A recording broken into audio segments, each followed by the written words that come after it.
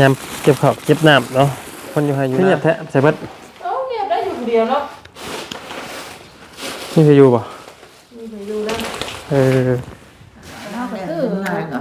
เครื่องบางให้อ้ายอันใดก็ว่าสิบ่เฮ็ดบาดคันนิ่งใจอันใดก็อยากเฮ็ดอันใดก็อยากซื้อไปซื้อนะเอ้าพาให้หมอทีเตอร์นี่เด้อเมย์มันล่ะอันนี้ส่งไปชื่อเด้อร้านเลยเด้อของกันให้โตตัวนี้ใจถ้าคิดเบิ่งผู้ใดเฮาก็ได้ฮะ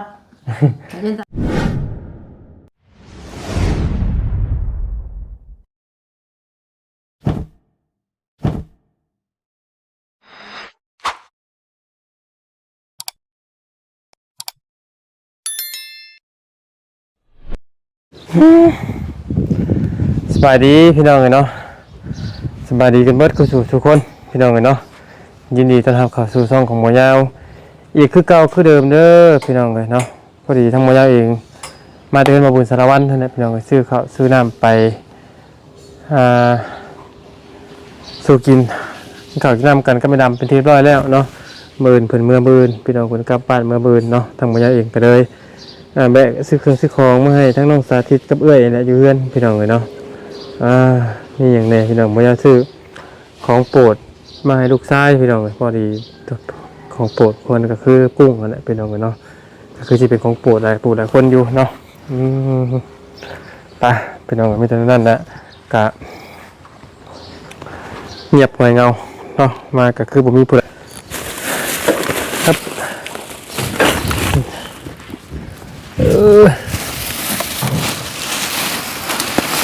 ยามเก็บข้าวเก็บน้ำเนาะคนอยู่ให้อยู่นะพี่น้องเลยโอ้มาใช่ปะเลิกกินอันขนมเด้อปะ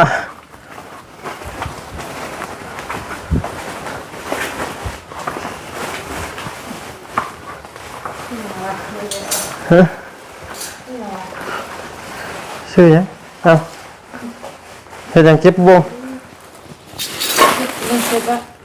บ่วงบ่เช็ดวางไว้คือเงียบแท้ใส่เบิดเงียบได้อยู่คนเดียวเนาะนี่จะอยู่บ่มีไปอยู่ได้เฮ็ดกับบ่อยู่เมื่อยนอนแบบพอดี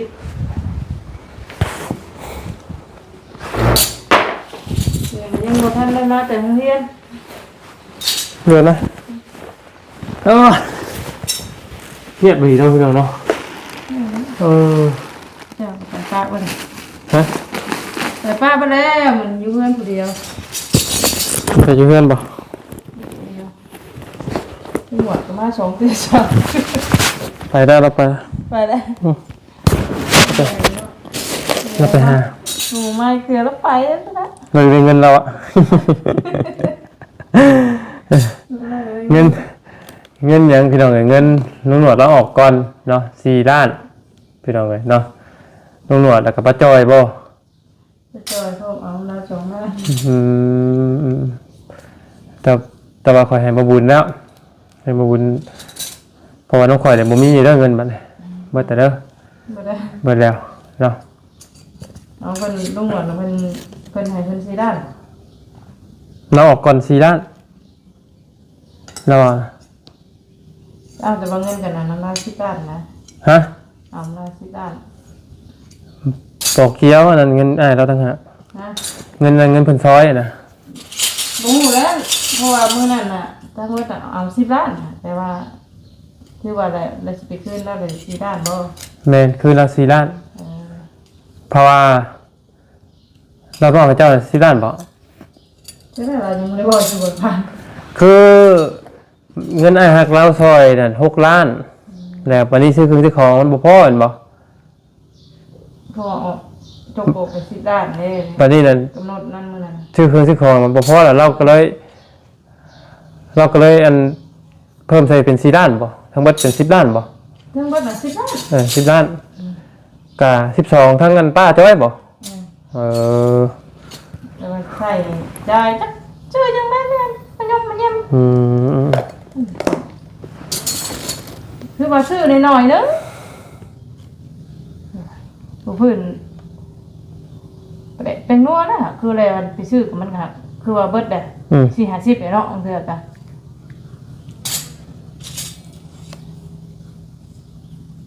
เอาก็ไปใส่นั่นอยู่ค่ะคือว่าของมันแพงเลยเอาไปซื้อร้านน้อยมันเป็นเซนของเซนสิ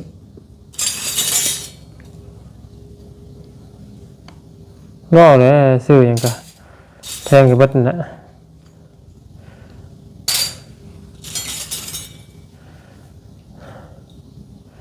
แล้วจบเรียบร้อยเนาะพี่น้องเอ้ยแล้วจบเรียบร้อยก็มีแต่อีก3 ปีเพิ่นได้ให้บุญเฮ็ดศีลกันเนาะ ยังจะไปยังทันแหละชื่อหมูไปดังบ้านเพิ่น หึ ชื่อหมูดังบ้านอีก สิหมู่เท่าไหร่บัด ชื่อหมูยังงูกระโตหมู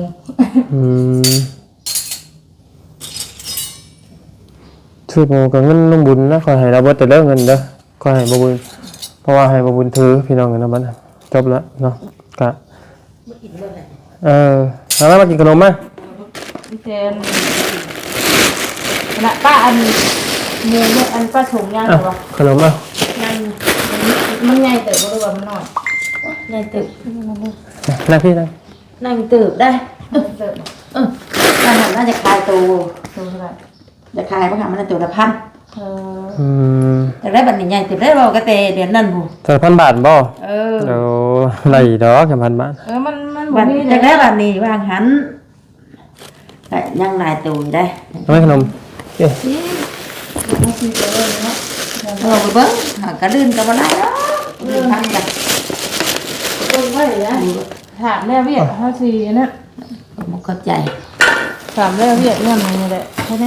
อันตั้งคุณเป็นแม่มาถูกมาคู่กันมาบ่ ตั้งข้างนอกนะไปเมียนลูกอะเอาคู่กับข้างในแล้ว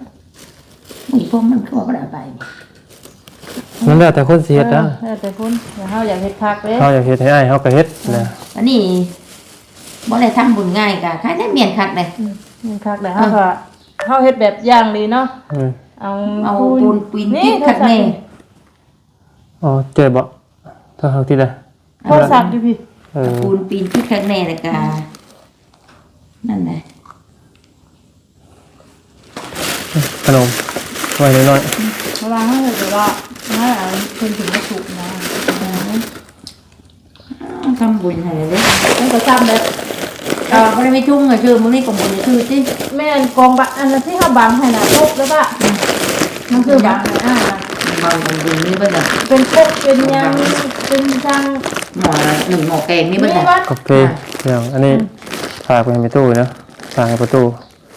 ตู้ ตู้มาที่อยู่แต่หน้าที่มาตู้ติ บ่เห็นแล้ว เขาไปหมอน้ำมา ไม่ เนาะ เข้าเลยทุกคน อันนี้ให้ตู้คอครบนึงฝากแล้วครบนึงนี่ให้ตู้ บ่ชูมันนั่นมันเฮ็ดที่ได้มันจังค่ะ บ่ได้คือตะกี้เลยขนมของมื้อนี่นะ เป็นยัง บ่แล้วมันทับมันนั่น มัน แหกเนาะ เดี๋ยวมันบ่ บ่เรื่องอันอ้ายตายไปบ่เขาไปจักกจักปลายกับ ทับกำแพงทับเจาะเด้เจาะขยายถนนเจาะอันสิเฮ็ดถนนเด้นี่คือกำแพงไปสิเจาะออกแล้วเพิ่นตอกเสาเข็มไว้ เดี๋ยวมันทับปลายตรงนั้น ฮอดมือเขานะ แหกมือมันจะสิว่า ฮอดยามเลย เนาะ มันบ่พอดมันฮอดมือเขาเลยฮอดมือเขาเลยมันบ่มีการเซฟตี้อย่างมันบ่มีกัดเสียแล้ว มองละเงินคำกับเขาหัวขนาดกับเทียนอยู่บ่ ใช่ดูยักษ์อะไรหนู ได้อยู่หากจะคิดได้เท่าไหร่บ่ฮู้เงินเพิ่นเนาะเงินน่ะเพิ่นแยกเป็น3ส่วนให้ทั้งพี่น้องนำให้ทั้งเมียเก่าพร้อมคือเก่าก็คือลูกกันแหละแล้วก็เมียใหม่พร้อมเพราะว่าเมียใหม่เราก็เปิดเผยตัวตนเด้เหมือนว่ารีกินซ่อนกินพี่น้องเนาะเป็นเยอะแต่ว่าที่น้อยที่ได้หน่อยที่ได้ทำไดก็บ่ฮู้แม่น ปานกัน ถ้ามันว่าได้ทำมาได้นะครับก็จะไปฝากไว้ไอ้บ้า แม่น มันได้มันชื่องัวชื่อหยังให้บุญน้ำอ้าย เงินน่ะทำไรมาน่ะก็พากไปเอาไปเปิดบัญชี ไปฝากไว้ ไปเปิดบัญชีอัน3คนก็ได้ไปเปิดไว้ก็คือ ซื้อปลาบัวซื้อปลาบุญก็ได้3คนต้องซื้อเปิดร่วมกันเนาะเปิดร่วมกันก็ได้เปิดร่วมกันไว้หรือว่าเปิดแต่เจ้าผู้เดียวก็ได้แล้วแต่ฝากไว้ฮอด3ปีแล้วก็ แบบ3ปีปลายแล้วก็บาเดือนซี่เรื่องอย่างไรเฮาไปถอนชนะใกล้สิซื้อเครื่อง เพราะว่าถ้าเฮาบ่ถ้าบ่ฝากไว้น่ะจังได๋ก็เบิด เบิดนะเฮา เฮาบ่มี เฮาบ่มี เฮาบ่มีบัตรชื่อ แม่น อันนี้อาศัยว่าเฮาไปถอนบ่ได้เนาะ เฮาถอนมาได้แล้วก็ เฮาถอนเฮา ดอกเบี้ยมันก็เอาเข้าหันเอาเข้าหันนี่ก็ได้แม่นแหละปาดกันแหละมันทำบุญ เงินเป็น3ส่วนนะก็เพิ่นก็บอกอยู่คือเพิ่นให้มานี่ว่าไงเพิ่นเฮ็ดหยังเพิ่นให้มาแล้วเฮาเฮ็ดหยังก็เรื่องของเฮาเฮาจะเฮ็ดบุญให้ก็เฮ็ดอยากไปซื้อกินก็เรื่องของเฮานะเพิ่นว่าอย่างนี้อันพอเพิ่นรับผิดชอบเด้พี่น้องเอ้ยส่วนทั้งลูกทั้งเต้าทั้งพี่น้องทั้งเพิ่นก็ทั้งเมียเราก็เราจะเฮ็ดผัวอันจะเฮ็ดบุญให้ผัวแล้วเราก็เฮ็ด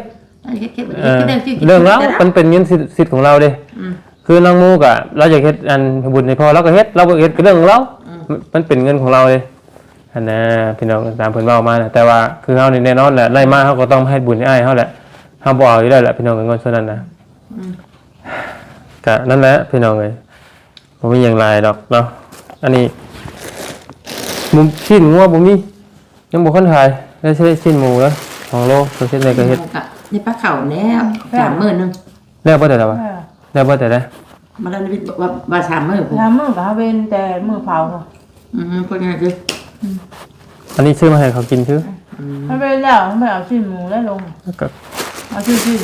ย่าง2โล นั่นอยู่พุ่นแน่เนาะเว้นถึงพุ่นแน่ มีกุ้งอยู่ นี่ก็ต้องหา กุ้งน้องสาธิตพี่น้องเอ้ย เดี๋ยว เนาะ เพิ่น เพิ่นมัก เอาก็เฮ็ด จูบกุ้งเขาลงเพชรก็แพงก็โดน4 5แสนบ่ แต่ว้าว อันอยู่พี่น่ะเว้น3มื้อวิทย์มื้อเช้านี้ ไม่ใช่ติ มื้อเช้านี่น่ะ เว้นก็แต่มื้อตายมันเด้วิตติ บ่เว้นแต่มื้อเผา สักมื้อเผานะ เฮาเผามื้อคานเนาะ เผาวันค้านนี่บ่ซะอัน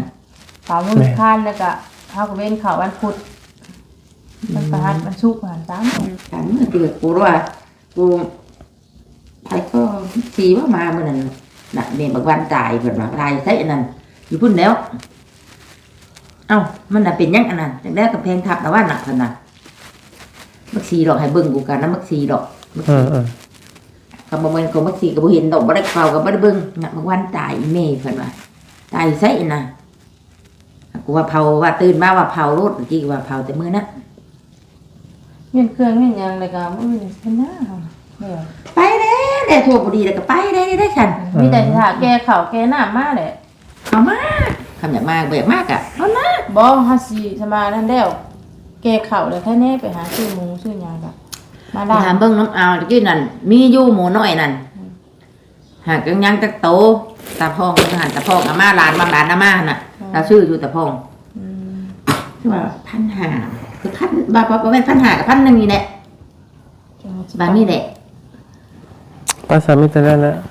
เข้าไปเข้ามาเลยสิไปดินน้ำมูกก่อนเด้อจบนี่จะปะกันหมดทิศแล้ว ดีมีแห้งทำให้คุ้มกินขนมอ่า คนไปประเทศลาวอะเอาเงินให้คนประเทศไทยบ่ ไปพุ่นกาไปจักลูกไปจักหลาน อ่า ให้น้องแบนกับ1,000 อ่า ให้หมอฮัดกับ1,000 อ้าวเขาก็มาพวกนั้นกัน มาให้ เอา หมอ มา เงิน ไก่เนาะ ให้หมอเงินกับ1,000ให้ มันอยู่ใช้ได้อยู่ในกรุงเทพบ่ ให้อีบอนกับ800 ก็ยังดีแต่ว่านั่นก็มีพี่น้องแบบชุกโยกแล้วก็แบบผู้ใหญ่เพิ่นหั่นแหล้ว ป่าเนาะ แต่ว่าเขาเฮ็ดพุ่ง เฮา กับ ก็ พุ่ ดี ง ใจอยู่หั่นนะแบบเพิ่นผู้ใหญ่ เพิ่นเบิ่งเนาะ เพิ่นเบิ่งหั่นนะเพิ่นก็ซอยเฮา เบิ่งอยู่ที่เอ้ยเพิ่นก็เบิ่งให้จุ๊บเจืออยู่เนาะเฒ่าแก่กัน เบิ่งอยู่เพิ่นก็จัดให้เบิดอยู่เพราะว่าเพิ่นก็จัดเพราะว่า เพิ่นก็จัด เพิ่น ดีอยู่ เพิ่นบ่ดูแลบ่ได้เด้เพราะว่าหมอนั่นน่ะอยู่ชื่อว่าจังได๋พี่น้องเอ้ยหมอนั่นน่ะอยู่อัน เพิ่นอยู่มันก็อยู่ อยู่หลายปี เนี่ยไปจัก อยู่20ปีแล้วก็อยู่หัน20ปีแล้วก็บัตรอีหยังตัวบัตรก็มีบัตร เพิ่นก็มีแบบ ไม่มีบัตรครบบัตรทุกอย่างซองมากก็คือหมอตายในหน้าที่การงานเด้ ยังดีถ้าว่าถ้านอกเวลานั่นเพิ่น แม่นหมอตายในเวลางานตายนํทุกอย่างเด้มันก็เลยเพิ่นรับผิดชอบเบิดทุกอย่าง ปตินี่5โมงนี่ มันยังเกินน้องเฮาว่าเสียคือลงกับที่มันยังกัน บ่ ได้ถึงกับเพิ่นเบิด เบิดคือเบิดคือเบิด ลูกเมียก็ไปเสีย บ่ ที่แรกนะว่าสิเอามา ดีแล้วถ้าเขาบอกมาถามมานะโอ้ย ขนาด อาม่ายังหยุ่งเห็นที่อา เนาะอ่านมาซำนี้ก็ยังค่าใช้จ่ายก็ยังบ่แห้งเลยป้าอันชื่อ อาม่ายังหยุ่งกันอ่ะคืออาเห็นที่อาม่าท่านก็เอาได้ก่อน เครื่องบางให้อ้ายอันใดก็ว่าสิบ่เฮ็ดบาดคันนิ่งใจอันใดก็อยากเฮ็ดอันใดก็อยากซื้อไปซื้อนะ เอ้าพาให้หมอทิตเตอร์นี่เด้อแม่มันล่ะอันนี้ ส่งไปชื่อแล้วร้านเลยเห็นได้สัต ของกันให้โตตัวนี้ ใจ ถ้าสิเบิ่งผู้ใดเฮาก็ได้ ฮะเห็นใจ จะก็ได้สิเบิ่งทั้งครอบครัวเบิ่งบ่เฒ่าบ่เที่ยวอีกยังมาเบิ่งทั้งนี้ พุ่นกัน เฮาก็บ่ค่อยเฮาก็บ่ได้มีเงินมีคำเนาะ แม่พุ่นเป็นพี่แม่เป็นจริงไปเป่า ไปแล้วได้ซะเด้อ แม่ติด ไปเลย ตัวไปเป่ามัน ตอนใช้ เพิ่นไปเป่าบ้านนะมัน ไปมีแต่นั้นแหละเดี๋ยวอัน เขามาขอบใจ โอเคแต่ทั้งว่ากันไปเพื่อนมาบุญสารวัตรก่อนเอาไปแช่ไว้เริ่มเนาเลย เขานี่ได้ถึงบ่าวแล้ว เข้านี่นะปืนให้ลุงบุญลุงบุญให้โทรให้ลุงบุญเขามาเอาเขาให้อ้ายที่เรามาส่งนะไอ้ลำคนไทยกับมาบ่ คนไทยเนี่ยมาส่ง ใช่เพิ่นเนี่ยเพิ่นมาส่ง เมียมันมาจากคนบ่ ปอ เพิ่นมาส่งกระดูกให้แล้ว เพิ่นมาส่งกระดูกให้นะคำบ่มีเล่านี่ก็โอ้เอากระดูกมาบ่เป็นเรื่องง่ายๆเป็น บ่ได้เจาะบ่ได้หยังนะว่าบ่ได้พาบ่ได้หยังนะว่า ผ่าแน่เนาะฮีดเพิ่น คำบ่พาบ่ได้เผาให้ได้คือเอา แม่น แต่ร้านเอาทรายกับคำบ่พาไปอามาอีก แม่นบ่ผ่าบ่ได้มันพิสูจน์เด้ เพิ่นหลายบ่ว่าตอน ไอ้ สายมาตอน โอ้ยเบิดหลายเห็นแล้วเอาร้านชายเสียมาตะปุ่น เบิดหลายทาง ราคาหีบ1กา12,000 เบิดหลายถ้าว่าบ่มี ถ้าลงกิน12,000 บ่มี ถ่ายรูปนั่น บ่มีไปซอยเฮาน่ะเบิดหลายได้ เพิ่นช่วยบ่ คือว่า อันนี้อัน บ่มีผู้ช่วยหรอก พี่ลำจะชื่อใดพี่ลำ FC เพิ่นใจดีเพิ่นมาส่งนี่ชื่อใดอันนี้นะซึ่งเงินถึงว่าบ่ปานใดนะอันนี้คือที่เฮาให้แล้วว่านี่ 7,000 6,000ก็เป็นสิน้ำใจของเฮาเรามาซื้อถ้าไปจ้างผู้อื่นน่ะโอ้ไผเสียวจะไผที่อยากเอากระดูกขึ้นรถกระดูกตายมีแฮงบ่มีใครเอาขึ้นดอกแม่น รูปที่การไม่แห้งค่อยสิจับเอามา แม่น แม่บุญเจ้าขามาค่ะ แม่นอันนี้ยังดีเพิ่นใจดีเพิ่นเอามาให้เพิ่นบ่ได้ถือหยังอีซื้ออันน่ะก็ยังดีโชคดีตัวนี้แหละพี่น้องเอ้ยเนาะโชคดีได้อย่างอยู่ โชคดีหลายอย่าง ไอ้วันน่ะ มากกับบัดทั้งผู้ใหญ่ทั้งน้องทั้งนุ่งเนาะ FC เขาบ่เตียงแน่ FC ทั้งเขา มันก็มา เอาบุญ มาหลายมากินทานหลาย กินทานห่วงงานอ้ายหลายหั่นนะเฮากันแบบดีใจภูมิใจหั่นนะ บอกง่ายๆคือเงินคำชุมเฮานี่แทบจะบ่ได้ออกแล้วแหละพี่น้องเนาะมีแต่เพิ่นกินทาน เฮก็ดีใจที่ว่าเพิ่นยื่นมือเข้ามาช่วยเหลือในครอบครัวเฮาแบบว่าเฮายากจนแม่นบ่เฮาก็แบบดีใจนะ แล้วที่แม่ช่วยแบบเขาแน่เนาะเฮ้ยพอได้ ดีใจ ค่ะ แบบที่เพิ่นว่าเฮาจนหั่นนะเฮาบ่มีเนาะ โดย ค่ะเกินแล้วพ่อแม่ก็บ่มีแต่ตะกี้ก็ยังว่ามี6คน เพราะว่าเรื่องศพเนี่ยอยู่ไทยเพิ่นต้องเอาไปผ่าศพนะผ่าศพหรือว่าขอโทษนำเนาะพี่น้องเนาะคืออยู่ไทยเนี่ยเพิ่นบางเทื่อเพิ่นก็เอาตาเฮาเนี่ย เอาเครื่องมา เอาเครื่องเพิ่นสิเอาว่าสิ้นยังสิ้นส่วนใดที่ยังใส่ได้แล้วก็ไผได้บุญกับตัวไอ้วันเนี่ยเข้ามาคือสมมุติว่าเพิ่นเอาดวงตาเราไปแม่นบ่รับเพิ่นก็เอาไปใส่ให้คนอื่นเด้หมอเพิ่นเอาไปใส่คนอื่นเพิ่นสิเอาไปใส่เมื่อเพิ่นสิไปถิ่มเดี๋ยวเราเลยคือสมมุติว่าแต่ว่าตับไตใส่บ่ได้แล้วหมุนแล้ว ทรายนั่น บางคนน่ะเพิ่นก็สิเอาตับเอาไตสินะ หน้านี่ก็ให้เห็นกันนะอันนี้สิว่า อืม ตะกี้เจ้าตายเจ้าแน่นี่ค่ะ จักเพิ่นเบิ่งแหละเพิ่นเอาเพิ่นสิเอาหยังผู้บ่เพิ่นสิเอาหยังแต่ว่ามัน เพิ่นมาเอายังนี่ก็ยาเนาะ แต่ว่าเอากับย่าเพิ่นแล้วเอากับอ้ายเราได้บุญเฮาไปมันเป็นการไปต่อยอดให้คนอื่นมีชีวิตต่อเด้เขาคิดอย่างนั้น แต่ว่าวิธีเฮาเอากระดูกมาเฮาก็แบบเฮาก็ได้เฮ็ดให้อ้ายคักหั่นนะก็ได้เอาไม่พออย่าง ปาสันนั่นเด้อเขาปวดท้องแล้วบัดนี้ว่ากำลังถ่า เฮ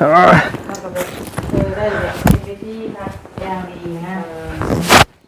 อันมาให้เจ็บเจืออยู่ที่ของยันตู้ไม่ทราบถึงหน้าสุด จับเพื่ออยู่คักอยู่ของไอ้วันนะเพราะมีแบบผู้ใหญ่เพิ่นยื่นมือเข้ามา จะได้บาทคือจำอยากให้น้องได้การที่บ้านด้วยกัน มีฉะนั้นแหละ ไปครับพี่น้องเป็นกับเอื้อยเนาะทางบ่ยาวเองก็เอาเงินน้ำพักน้ำแรงของบ่ยาวนี่แหละพี่น้องไปให้ทาง